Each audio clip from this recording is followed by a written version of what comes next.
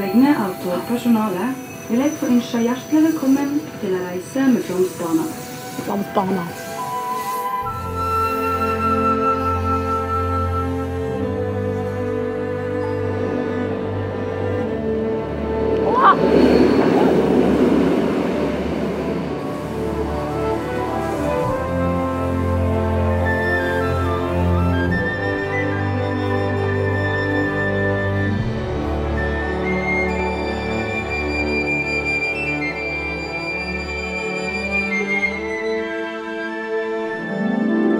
Reisen Sie mit uns in ein magisches Land im Norden. In das Land der Fjorde und der Trolle. Wir sind unterwegs in Norwegens Westen, streifen die Pfade der Wikinger und erleben, wie die Norweger heute dort leben. Wir erkunden Norwegens Westen, vom Sonjefjord bis nach Bergen.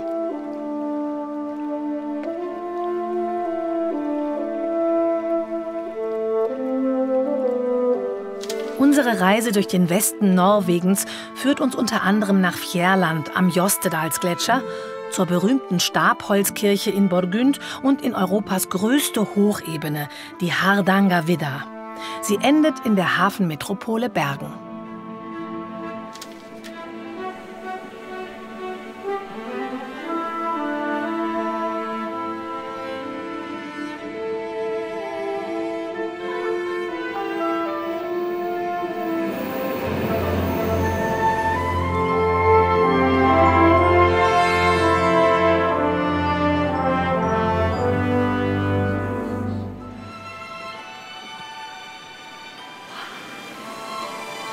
Wow!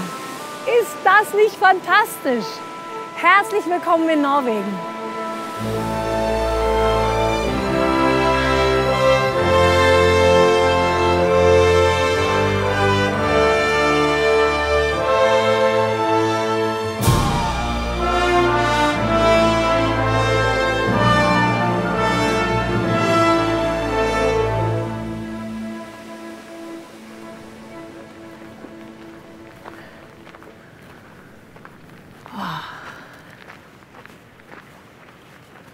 Hui, hui, hui.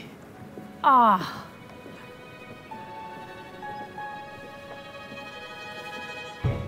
Wow. Guck dir das an. Das ist ja hier schon sehr erhebend. Die Frage ist jetzt, wie möchte man wieder gen Tal? Und das hier ist eine Möglichkeit. Oh mein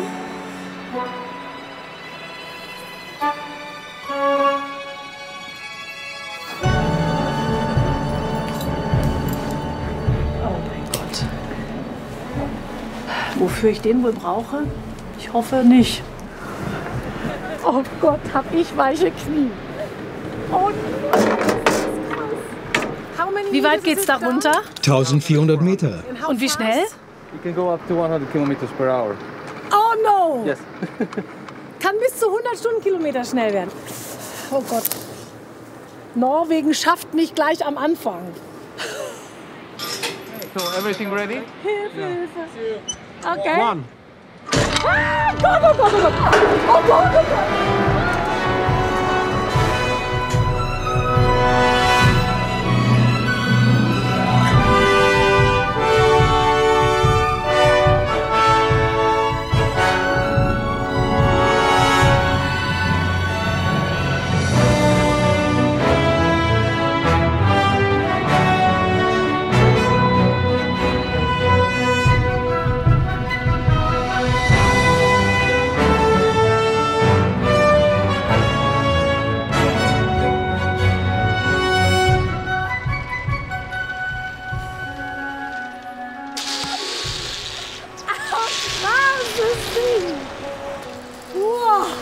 Was eine wilde Fahrt.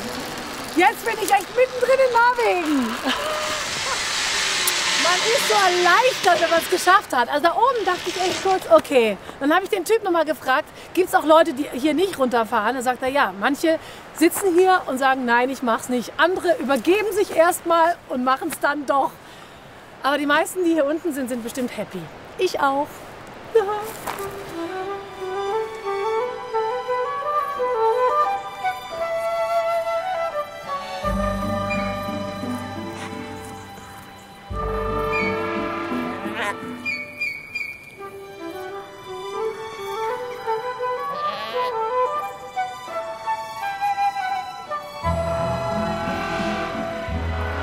Ist das nicht nett hier? Gleich die frischen Blumen. Hier weiß man, das sind die Ziegen, die hier rumlaufen und von denen es wahrscheinlich den White Cheese und den Feta gibt. Kaffee, Hot Goat Milk, heiße Ziegenmilch. Und das muss ich auch noch probieren. Und Pfannkuchen. Was heißt Pfannkuchen auf Norwegisch? Römmelapp. Römmelapp.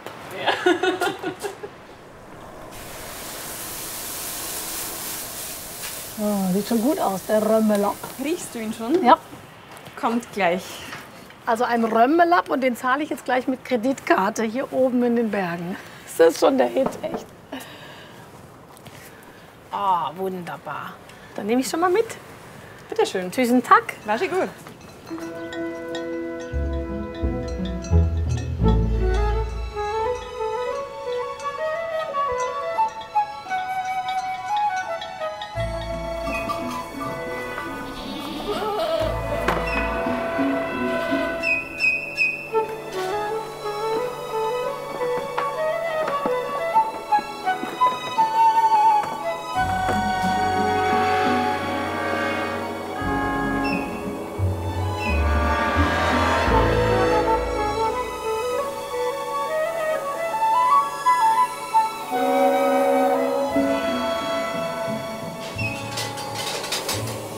Chicas, vamos!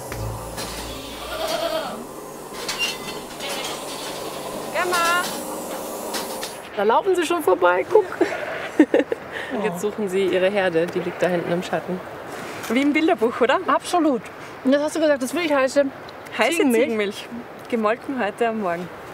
Also ich muss mal kurz probieren.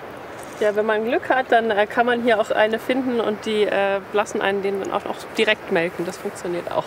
Sind die so zutraulich? Ja. Wir machen uns dann morgens unseren Cappuccino beim Melken. Und melkt direkt in den Kaffee rein. Ja, genau. Jetzt ernsthaft. Dann schäumt das noch so schön und dann... Oh Mann, also ist lecker. Ich mag das total gerne. Was ist es denn, was euch hierher geführt hat? Bei mir war es die Liebe zu Norwegen. Ich habe mich vor 5 Jahren ins Land verguckt.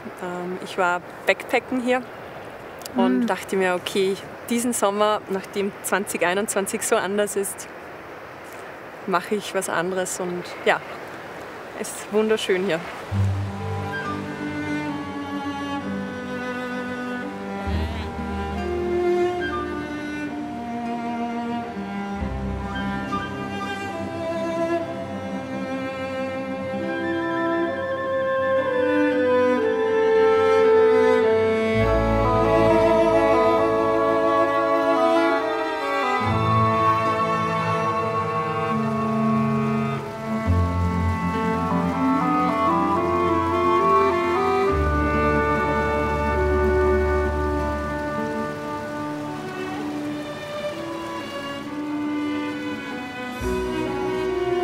Dieses Jedermannsrecht, davon habt ihr auch wahrscheinlich schon gehört, ne? Dieses, dass man hier einfach irgendwo übernachten darf, ein bisschen Abstand halten muss, aber doch die Natur für jeden da ist. Ist das, wie erlebt ihr das? Vergangene Nacht zum Beispiel waren wir unterwegs, einfach mit dem Schlafsack auf den Berg rauf. Da hochgewandert, Ja. alles mitgenommen. Ja, toll war es. Also unvergessliche Momente. Also für mich ging es dann relativ zeitig wieder runter. Also ich bin dann um 5:30 Uhr losgerannt, um die Ziegen dann zu melken. Aber der Morgenhimmel alleine war schon traumhaft. Also so rosa Wolken und kitschig und wieder diese absolute Ruhe. Die anderen haben Wir haben ausgeschlafen. Ach schön, Mensch.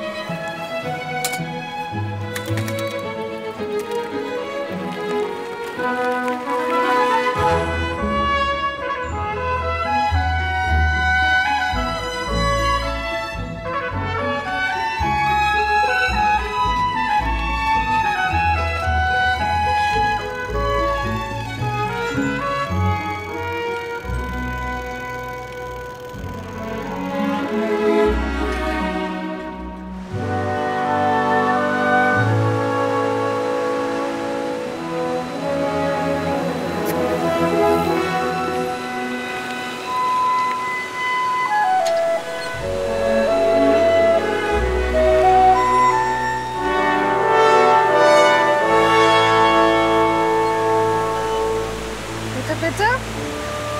Bitte, bitte. Nein, du nicht. Du bleibst schön da, ne? Spatzelein, ja. Du bleibst schön da. Gell, ja, du lieber du.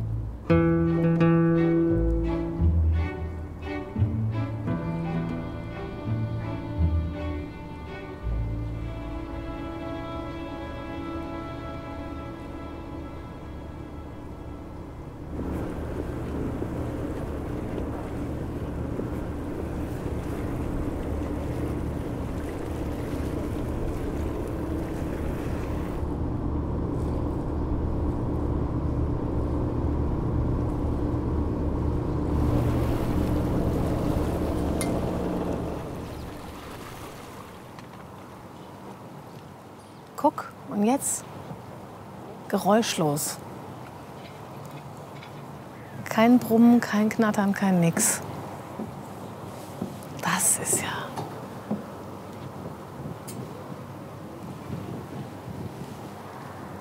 toll.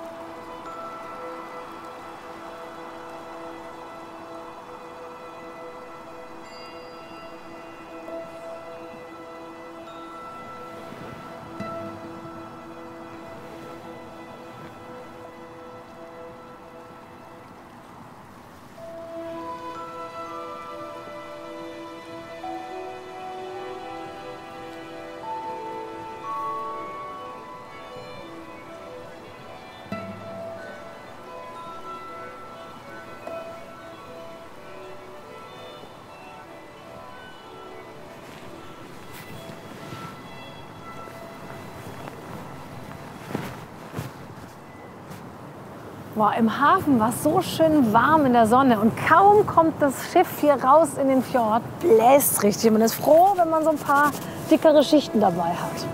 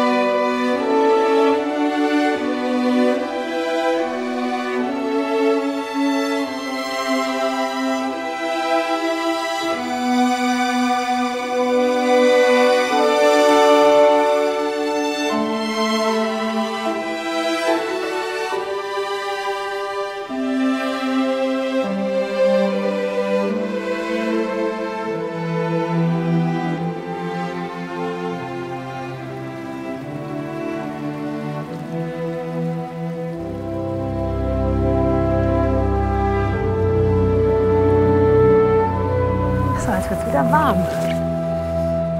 Raus aus den Klamotten.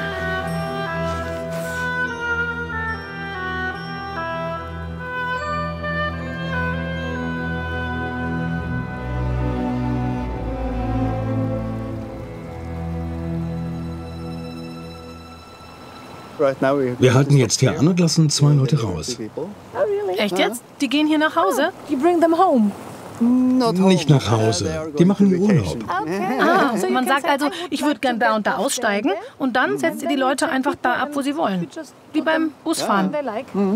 Okay, it's like a bus line. Ja.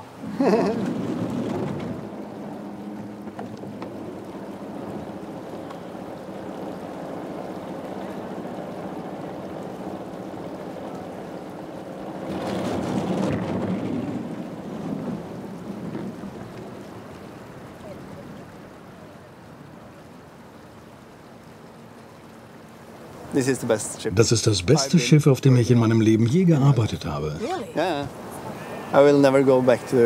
Ich will nie wieder auf einem Schiff mit Dieselmotor arbeiten.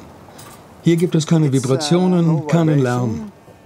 Meine Hände sind sauber jeden Tag. Aus meiner Sicht ist das optimal. Okay.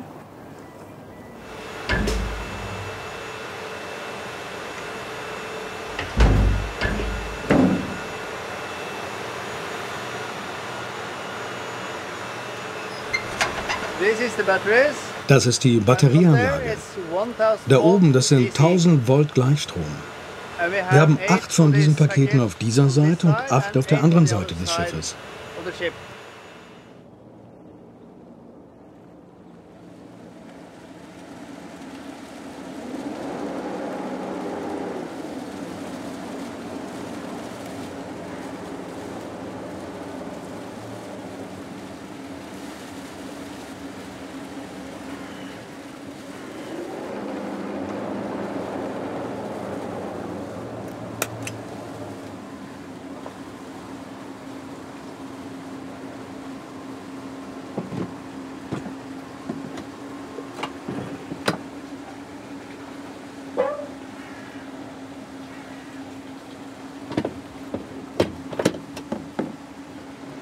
Das war's für heute.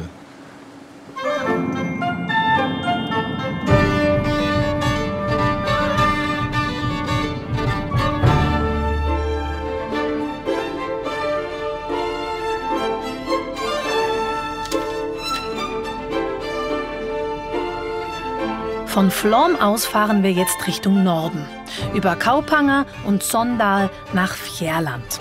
Dort befindet sich der größte Gletscher auf dem europäischen Festland.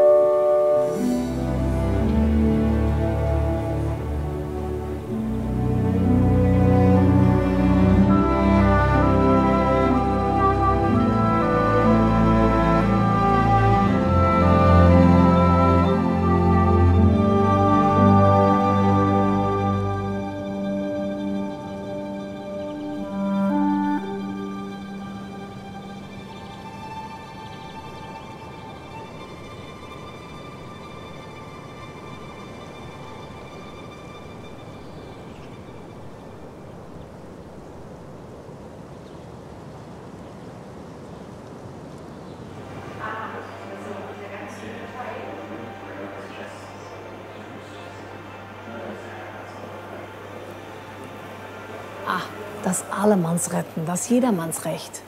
Das ist die zentrale Geschichte.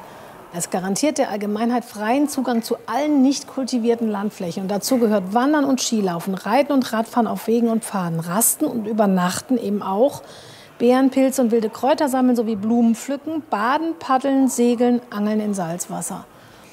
Wenn man das mit Respekt macht, ist das hier alles in der Natur möglich. Das Jedermannsrecht.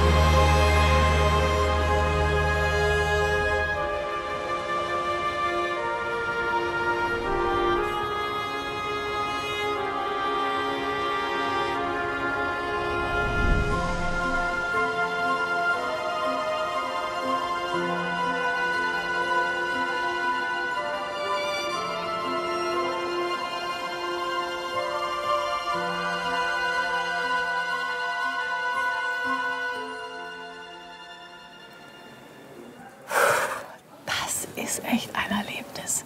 Man fliegt, man fühlt es mit allen Poren. Man fühlt es bis in die Füße. Der Boden schüttelt sich.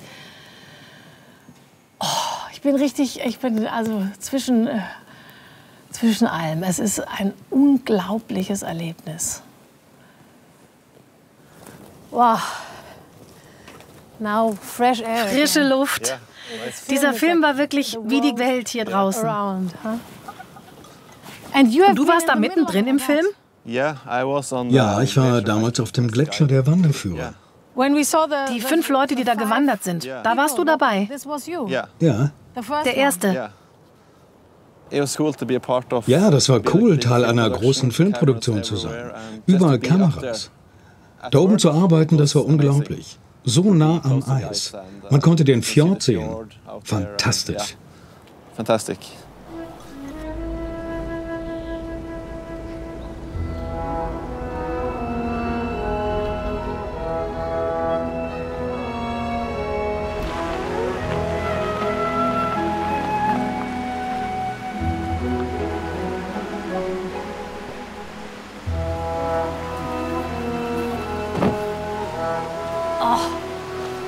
Ja, hello?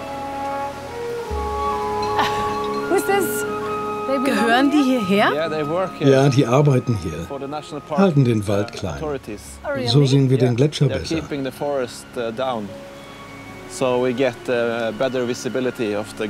Ach so, okay. Die halten den Gletscher frei hier, damit man ihn auch schön sieht. Aber den sieht man ja unglaublich gut.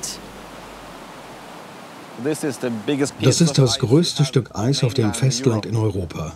Etwas ganz Besonderes. Und die blaue Farbe. Das kommt daher, weil das Gletschereis extrem sauber und komprimiert ist. So entsteht die tiefblaue Farbe. Vor 100 Jahren ging das Eis bis hierher. Die Gletscherzunge endete hier. Ziemlich beeindruckend.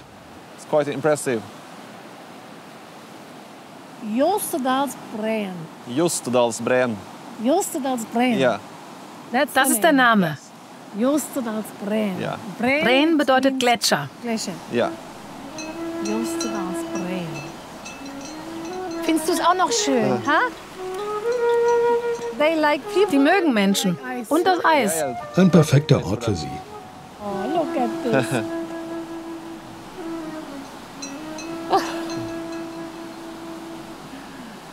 Man.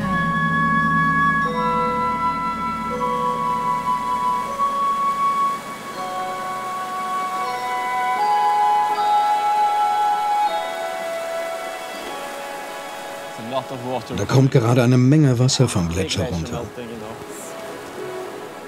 Wir können noch ein bisschen näher ran. Little bit. Yeah, a little bit. Then you can touch. Gleich kannst du das Eis mal anfassen. Oh, das ist Eis. Yeah, this has been falling Ja, das off kommt vom from the Gletscher und wird hier downhill river. runtergespült. Das ist 1000 Jahre This alt. is 1000 years old. 1000 years old. Yeah. Oh my God, can I? It's snow from Das the ist Schnee aus der Wikingerzeit. basically. Mensch, Schnee aus den Wikingerzeiten. 1000 Jahre altes Eis. That's it. Kalt, oder? Es ist kalt, aber super, es hier berühren zu können, im Anblick des Gletschers. Bubbles inside. Siehst du die kleinen Bläschen? You see? Das ist Luft aus der Wikingerzeit vor 1000 From 1000 Jahren. years ago. Cool. 1000 Ja. Jahre. Wie großartig. So nice. I keep Ich behalte es. Ich halte es I so keep lange it as es long geht. as I can. Yeah.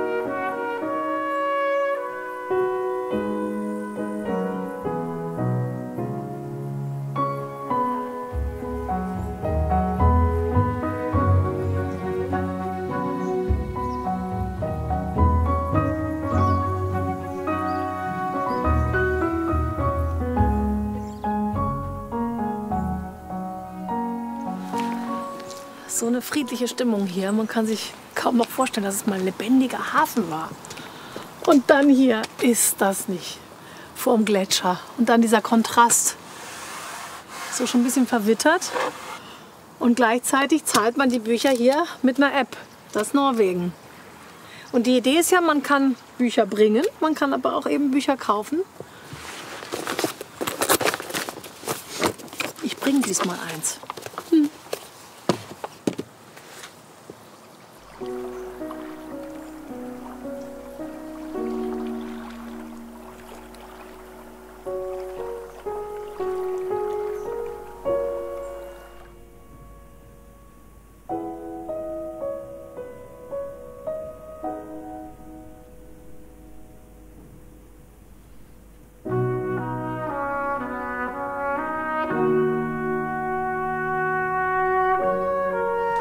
Nice. Wie schön. Yes. Bücher, wir sind ja in einem Bücherdorf. Wie im Wohnzimmer. So open here. Es gibt nicht viele Plätze mit so einem Ausblick.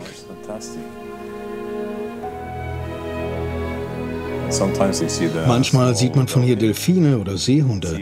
Im letzten Jahr kamen hier Orcas vorbei, 10 Stück. Einer so nah, dass ich ihn wegen des Geländes nicht sehen konnte. Really?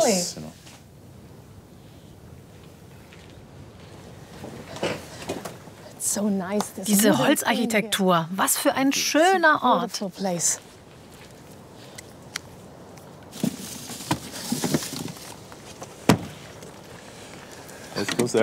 Das kommt da rein. Good. That looks good. Okay. Schauen wir mal, ob er lädt. Funktioniert. Cool. Okay. Sollte morgen früh voll aufgeladen sein. Perfekt.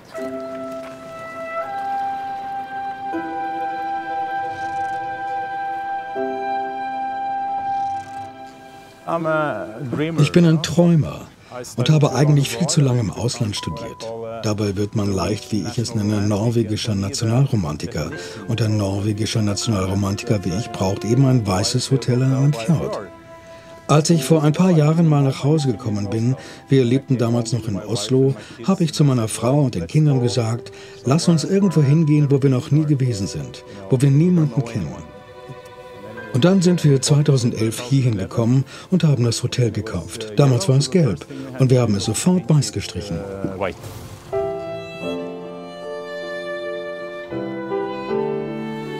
Was die meisten Leute hier machen? Sie setzen sich auf die Terrasse und trinken einen Kaffee oder ein Bier. Sie wollen hier entschleunigen, runterkommen, das Leben genießen.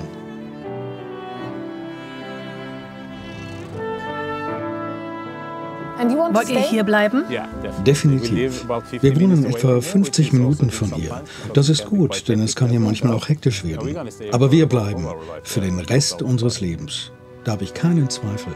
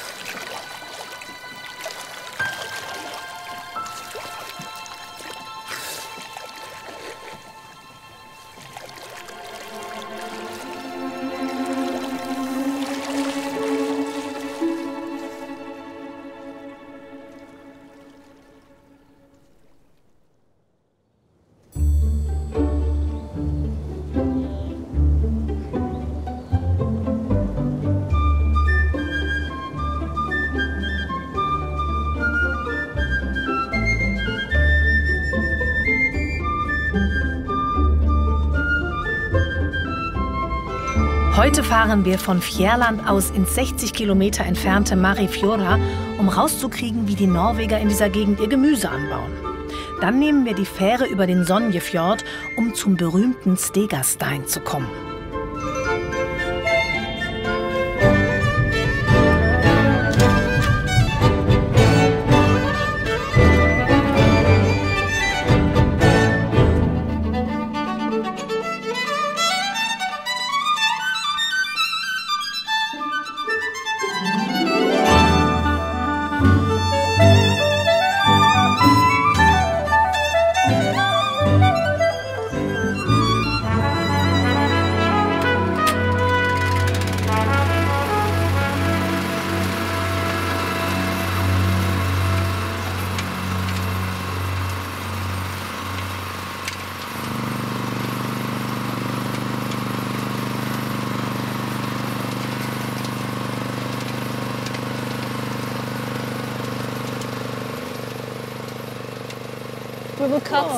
Wir schneiden Salat, davon haben wir viel im Moment. Und ihr habt keine Schnecken? Nein, wir haben keine Schnecken und wir reden auch nicht drüber. Sonst kommen sie hinterher noch. Okay, wir reden nicht drüber. Die hier sind für eine Kundin in der nächsten Woche. Sie bekommt 2 hiervon und 2 von da drüben. Wann beginnt bei euch die Pflanzzeit? Wir fangen im Mai an, die kleinen Salatsprösslinge zu setzen. Erst im Gewächshaus, da bleiben sie einen Monat, dann kommen sie ins Beet. So können wir hier ein halbes Jahr lang Gemüse und Salat ernten.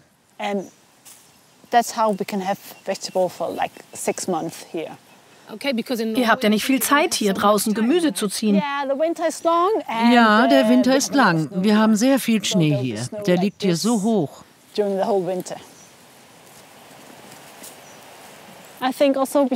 Wir pflücken jetzt noch Möhren.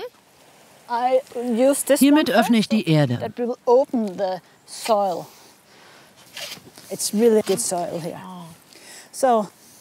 Kann ich probieren?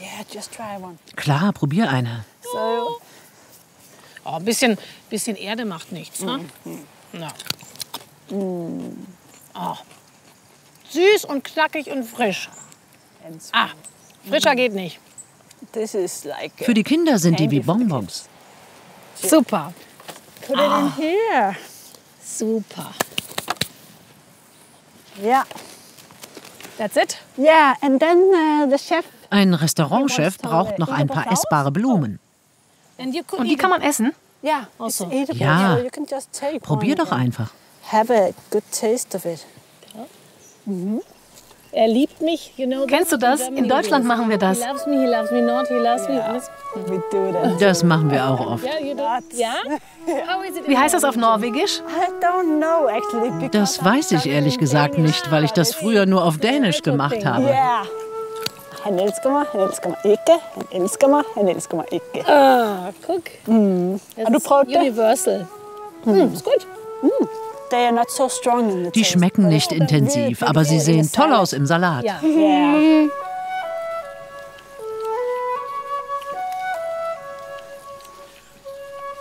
Ask, kan du tælle på norsk? 1, 2, 3, 4, 5, 6, 7, 8. Gut. Tak. Tak. So.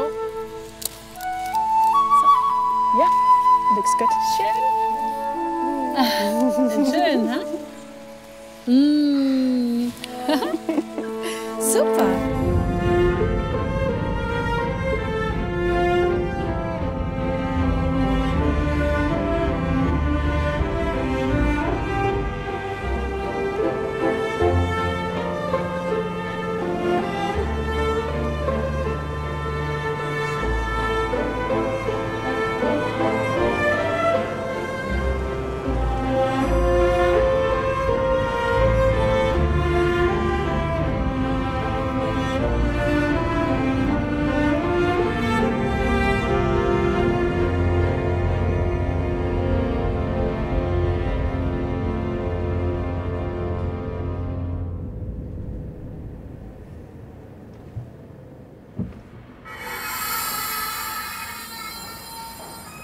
So, jetzt geht's gleich los und man braucht nichts, kein Ticket, kein gar nichts. Alles wird über das Nummernschild abgerechnet, das wird irgendwie gescannt und nachher kriegt man dann die Rechnung. Das ist wirklich modern.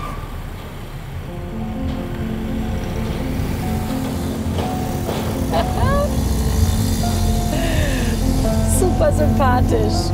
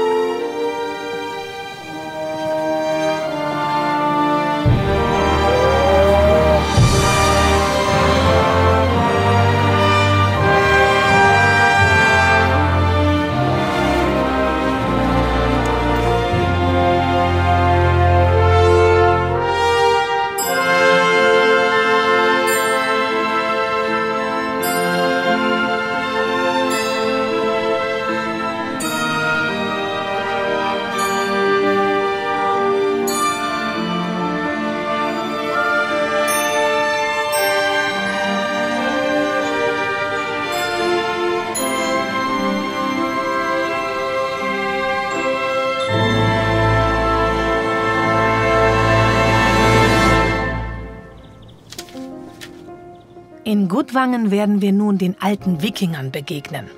Danach geht's in unserer Zeitreise nach Burgund zu einer der berühmten Holzkirchen des frühen Christentums.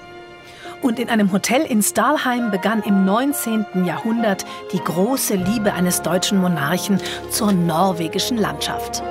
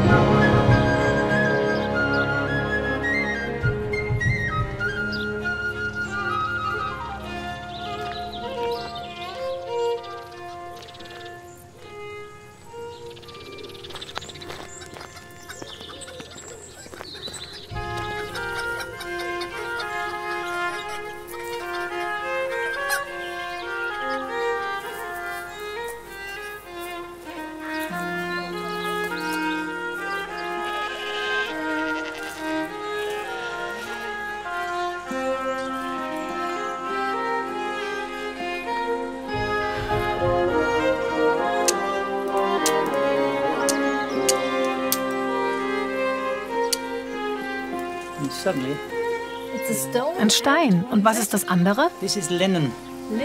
Das ist ein Leinenzunder. Und das ein Feuerstein. Und das Holzkohle. Das klappt.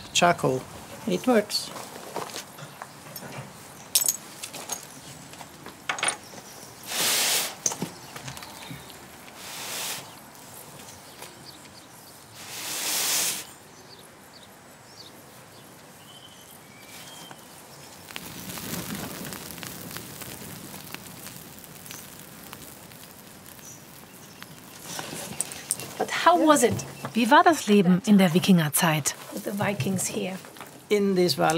Also in diesem Tal konnte wahrscheinlich nicht mehr als eine einzige Familie leben. Heute brauchst du nur eine Wohnung für dich, deinen Mann und deine 3 Kinder. Und du brauchst ein 10 Quadratmeter großes Büro. Dann bist du glücklich mit deinem Computer und allem. Zu Zeiten der Wikinger brauchte man mindestens 5 Hektar Land pro Kind, um überleben zu können. Denn man brauchte von diesem Land alle Feldfrüchte und außerdem alles, was man in Wäldern, aus den Bergen und aus dem Meer bekommen konnte. Und damit konnte man dann wahrscheinlich eine Familie ernähren. Wenn der Vater dieser Familie starb, er hatte zum Beispiel 5 Söhne, dann erbte nur der älteste Sohn das Tal. Und die 4 anderen Söhne mussten es verlassen, ein Schiff bauen und woanders ihr Glück suchen.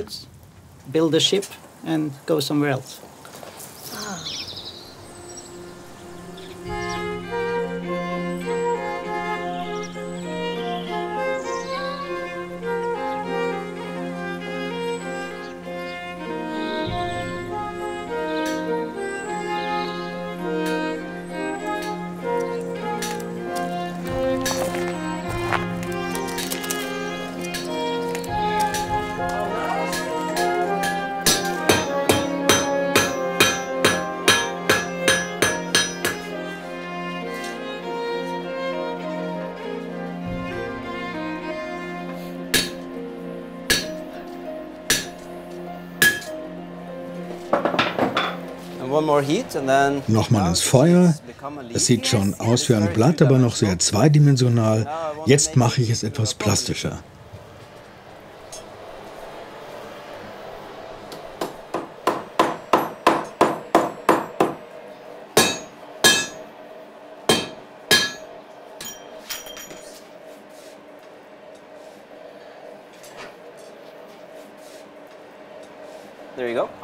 Hier, bitte sehr, ein Geschenk für dich. Damit bist du mit einem langen Leben und Wohlstand gesegnet. Sehr nett, vielen Dank. You're welcome. Thank you for visiting us.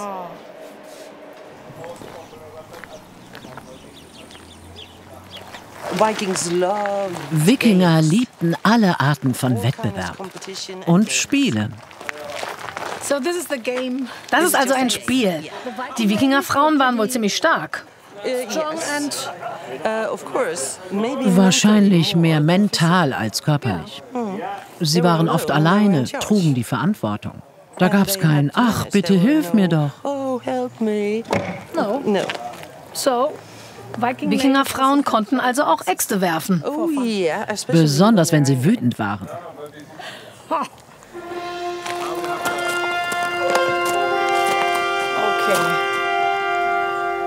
Axt werfen wie eine Wikingerin. Ja. Nein, höher. Aber ich will es einmal schaffen. Die Axt ist schwerer als die hier. Stimmt. Lehn dich zurück, dann hast du mehr Kraft. Ja, very good. Zurücklehnen und ein Schwung. Ah! Das sei aber. Ja, you're proper. Hey! Ja. Vielleicht sollten wir sie hier behalten. Ja, maybe that. Ja. 1, 2, 3. Ja. Hey! Yes! Yes!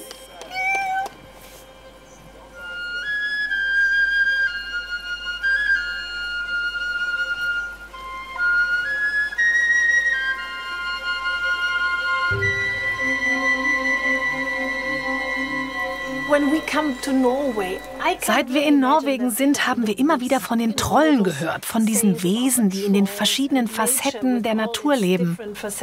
Die sind überall. Meinst du? Wir haben sie gesehen. Ich habe sie gesehen. Wir wissen es. Was wisst ihr?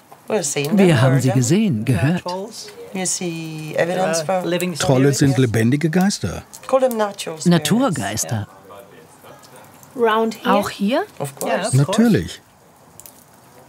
Wie kannst du von dieser Erfahrung berichten? Du triffst sie. In der Natur? Probiere es aus. Fahr einfach 3 Kilometer aus dem Tal raus, warte bis 11 Uhr abends und wandere dann hierhin zurück. Dann hast du morgen früh eine Geschichte zu erzählen.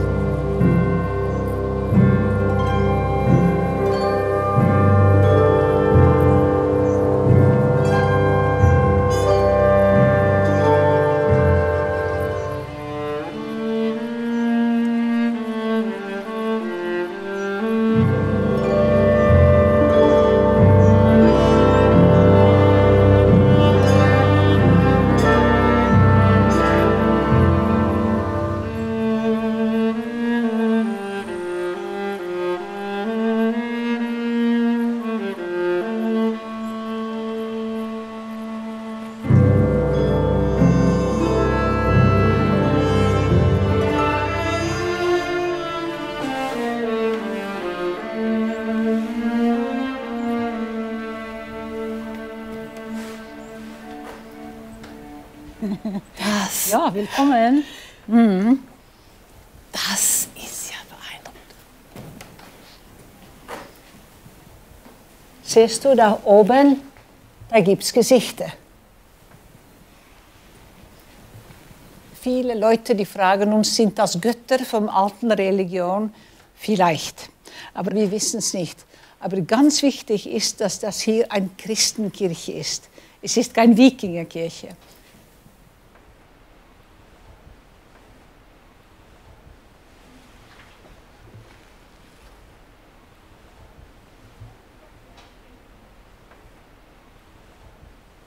Und Stabkirche heißt sie, weil diese Stäben die Grundstruktur ist. Die Stäben, das ist Kieferholz. Und viele Leute jetzt, die denken, Kiefer, Ikea, schlimmes Holz, nicht wahr? Aber es gibt kein besseres Holz wie Kiefer, aber man soll es die Zeit geben. Wir können jetzt alles viel besser wie 800 Jahre hin, aber wir haben keine Zeit. Wir brauchen das Holz ganz schnell und dann ist es weich. Die Bauleute von solchen Kirchen, das waren nicht Jungs von Dorf, das waren Gruppen, die sind herumgereist. Und wir glauben, die kamen hierher am ersten Mal 5 Jahre, bevor man die Kirche gebaut hat. Dann gingen die im Wald, haben einen Baum ausgesucht, die schönste, die größte, haben die Rinde abgeholt und dann sind die weitergefahren. Oder vielleicht gestorben oder andere Leute sind zurückgekommen, um die Kirche zu bauen. Und warum hat man gewartet? Wenn man die Rinde vom Baum holt, dann geht das Harz, was im Baum ist, durch die Stämme und legt sich am Ausseite. Und dann schützt es gegen Feucht. Und dann kann man ein Kieferhaus bauen, was 840 Jahre steht. So, man soll es die Zeit geben.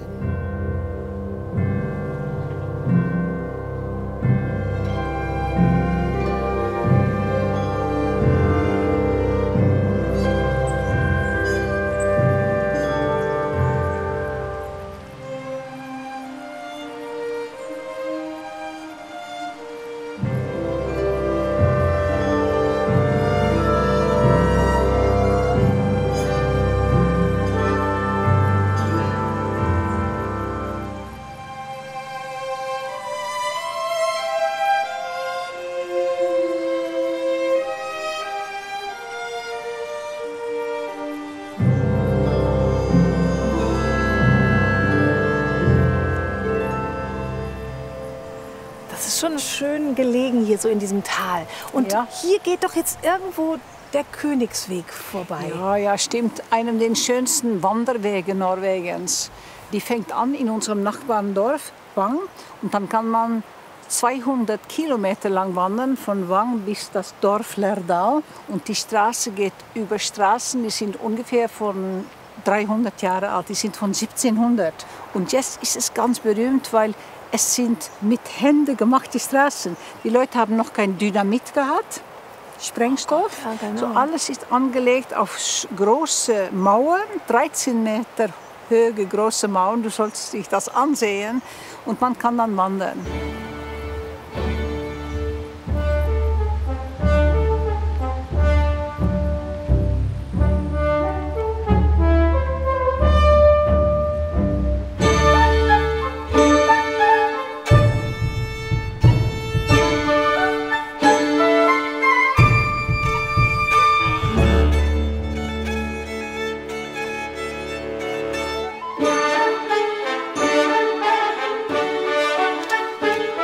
In den Königsweg sind auch Rundwege eingearbeitet. Von Burgund aus kann man das berühmteste Stück gehen. Über den kurvigen Vindella-Pass mit vielen tollen Aussichten. Und dann unten am Fluss zurück nach Burgund.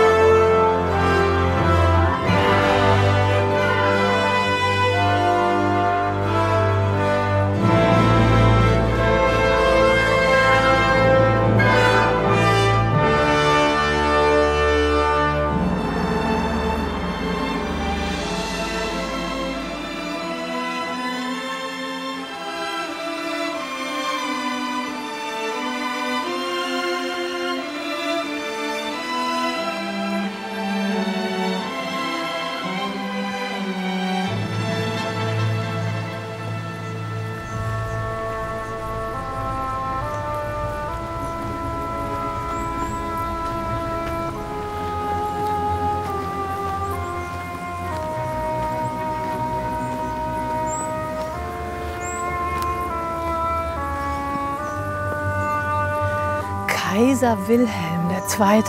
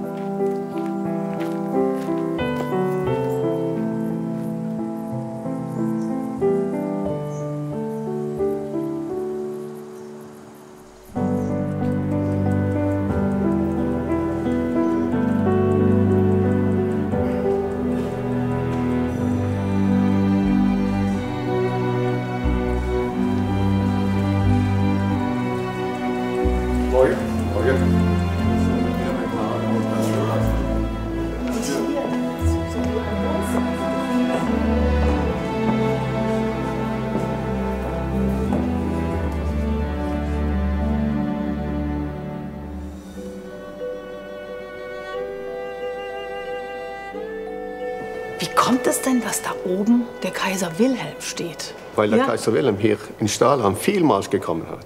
Er kam das erste Mal in 1890, sieht es aus. Und es sieht aus, wie er jedes zweite Jahr nach Stahlheim gekommen war. Er war gern unterwegs, ja? Ja, unterwegs. Und der Kaiser hat etwa 60 Leute mit sich, wann sie nach Stahlheim gekommen hat.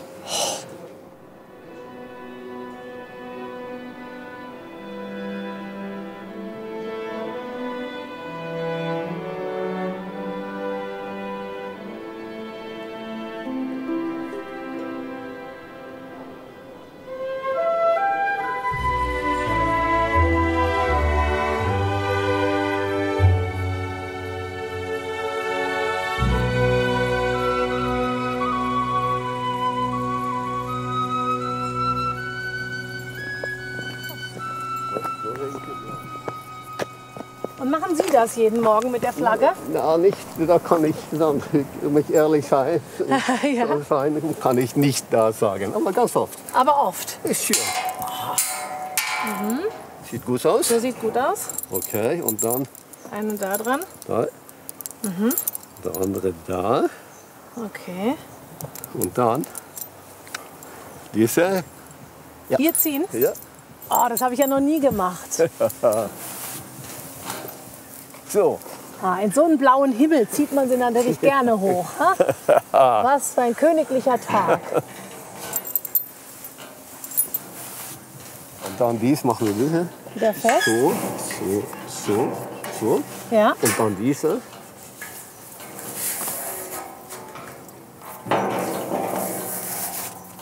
Job done. Job done. Job done. Super. Ja. Und was bedeutet das jetzt für Sie? Das bedeutet freie Norwegen. Freie Norwegen. Unabhängigkeit. Ja, ja.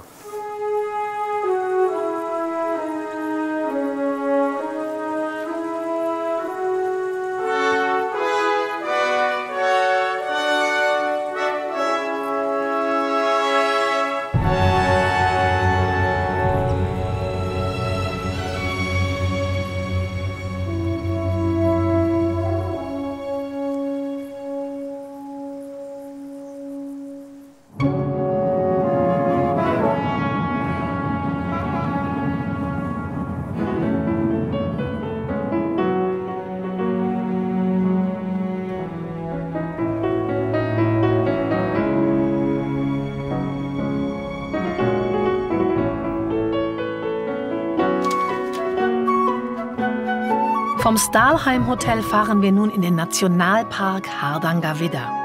Über eine großartige Brücke und dann weiter zu den Wasserfällen Wöringsfossen.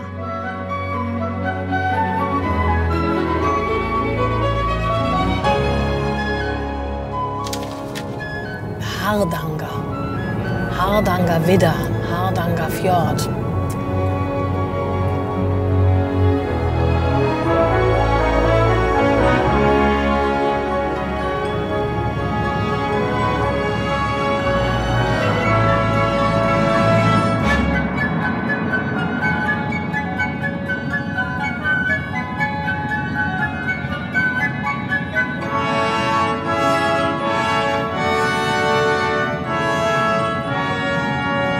Wir wollen jetzt hier lang.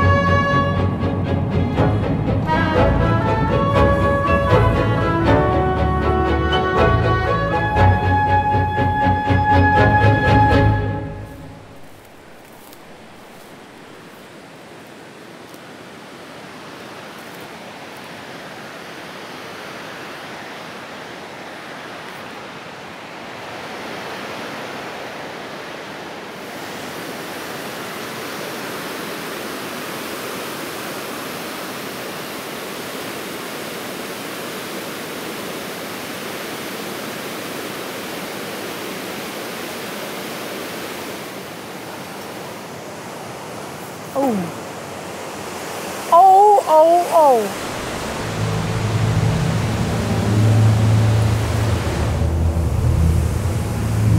Der Wahnsinn.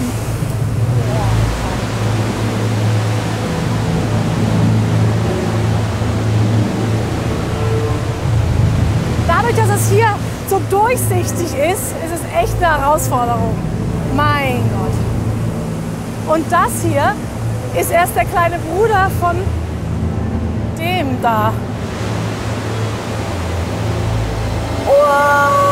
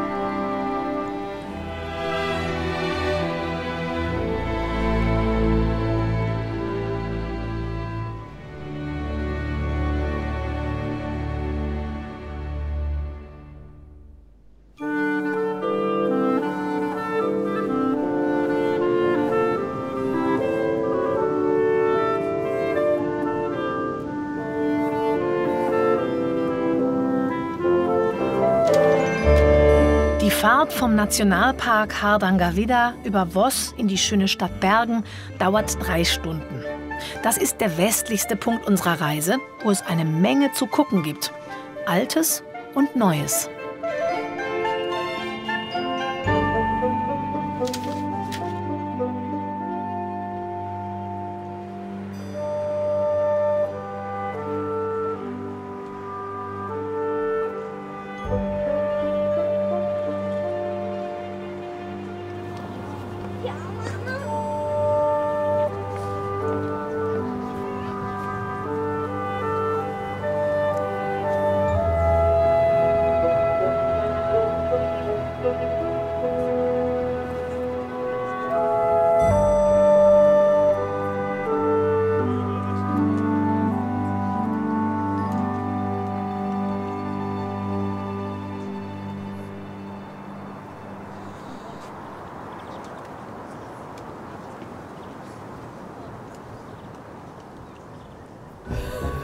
Ja, das ist ja mal ein freundlicher Geselle.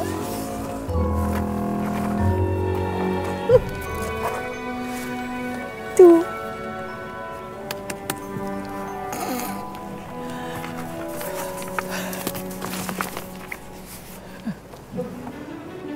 Holzkogen. Jetzt guck nicht so muffig, du.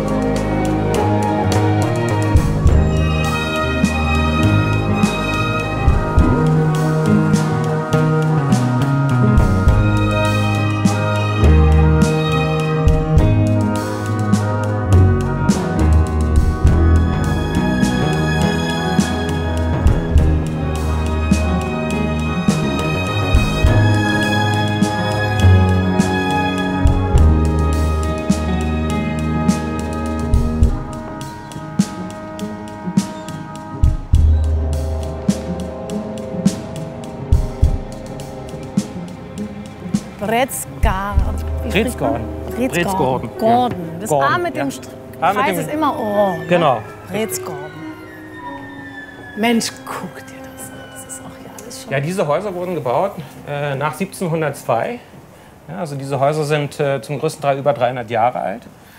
Sie wurden gebaut nach einem großen Feuer, was hier 1702 in Bergen wütete und 90% der Stadt zerstört.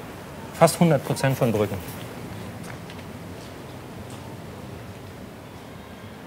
Brüggen stand unter Lübecker Recht. Ja? Ein kleiner Staat in der Stadt.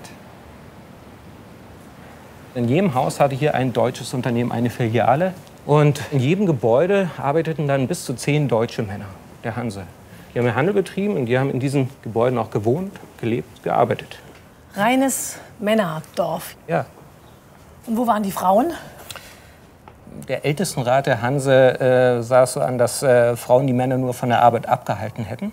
Ach. Deshalb durften sie eigentlich laut den Statuten keinen Kontakt mit Frauen haben. Ja? Das ist ein ganz so Haus. hat es dann aber nicht funktioniert. Mhm. Oh, guck mal, und jetzt leben hier auch Tiere. Ja, das ist Solberg. Das ist wohl die einzige Bewohnerin von Brüggen. Denn hier ist es eigentlich nicht erlaubt zu wohnen. Aufgrund der Brandgefahr sind das alles Geschäftsräume. Aber Solberg ist die einzige, die hier wohnt. Ja, die guckt gerade, glaube ich, sehr erschreckt, weil da hinten ein großer Hund ist. Und das wird jetzt eine interessante Begegnung werden. Ne? Jetzt geht der Hund wieder, jetzt ist Entwarnung. Solberg, du kannst dich entspannen. Hey, du kannst dich entspannen, du. Ja, du Hübsche. Ja?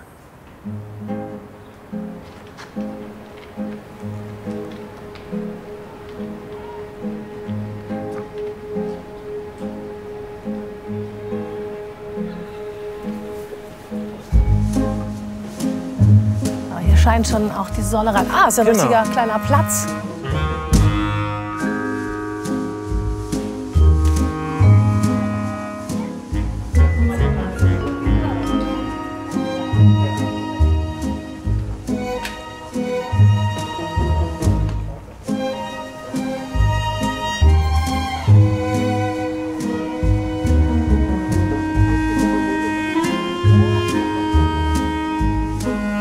So sind hier die Straßen verbunden, ne? Mit den kleinen Übergängen. Das knarzt und wackelt hier. Ja.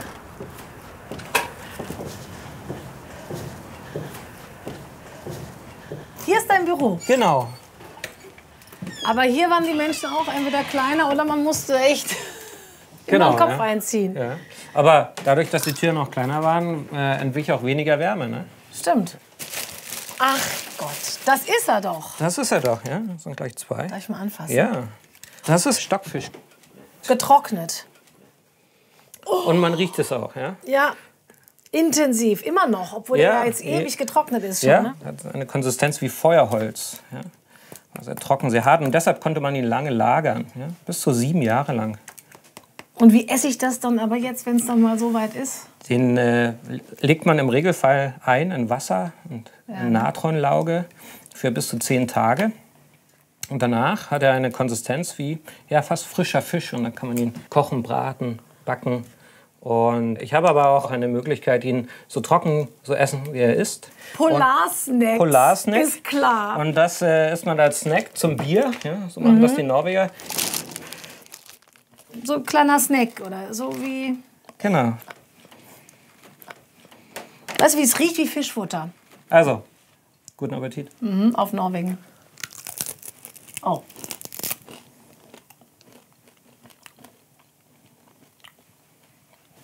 Man fragt sich, zu welchem Anlass man das essen will. Ne?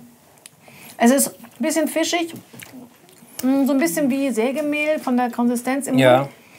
Also wenn man lange auf dem Wasser ist und nichts mehr zu essen hat und alle Stricke reißen, dann. Genau.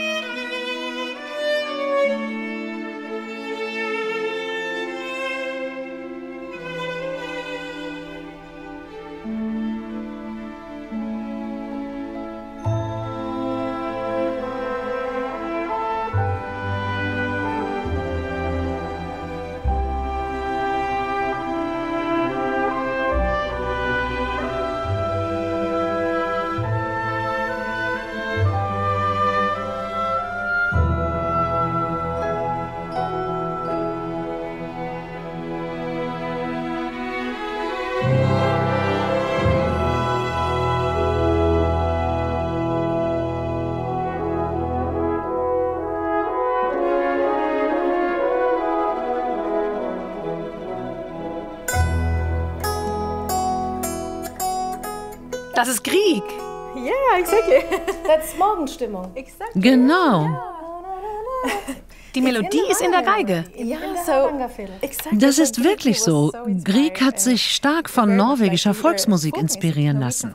Für den Anfang der Morgenstimmung hat er einfach die Töne der unteren Seiten der Hardangerfiedel genommen. Sehr besonders. Mensch, was für ein Moment. Das ist ja wirklich ein Kunstwerk. It's an artwork, right? Absolutely. This Hardanger fiddle. Hardingfele. Hardingfele. Yeah, exactly. Very good pronunciation. Yes. So this is the Das ist das Nationalinstrument Norwegens und es gibt sie eigentlich auch nur in Norwegen. Sie hat 9 Saiten. 4 wie eine normale Geige und dann 5 darunter. Die schwingen immer mit. Und schau mal, das ist doch auch schön. Ein bisschen wie ein Wikingerschiff. Exactly. Guck mal, es ist frech hier. Er streckt die Zunge raus. Ich denke, das muss von den Wikingern inspiriert sein, von deren Booten. Und das hier sind Perlmutt-Applikationen. Wonderful Mother of Pearl. Ja, Perlmutt ist es, ne? Ja, so Perlemor will also say in Norwegian. And actually each Hardanger Fiedelmaker, jeder Hardanger Fiedelmacher hatte auch seine eigenen Muster. So sieht jede Fiedel anders aus.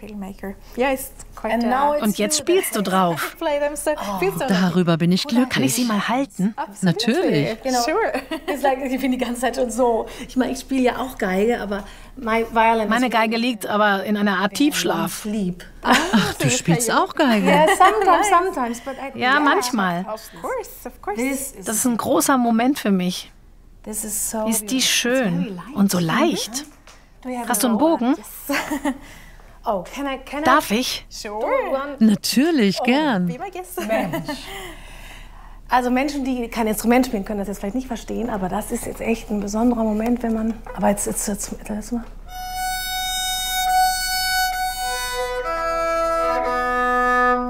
What a sound.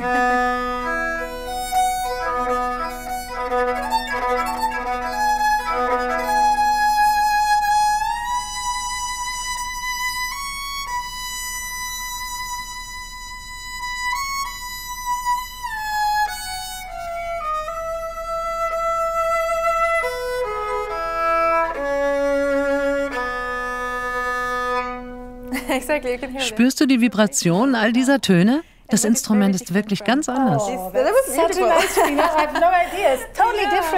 Es ist schwierig für mich, weil es alles so anders ist mit den Fingern. Aber dieser Sound hat dieses Nordische. Spielst du mal? Jetzt werden wir das mal, das ist richtig. Aber es ist ein tolles Gefühl, das zu spielen. Das ist ein Norwegen. Ich spiele jetzt ein Wiegenlied. Okay.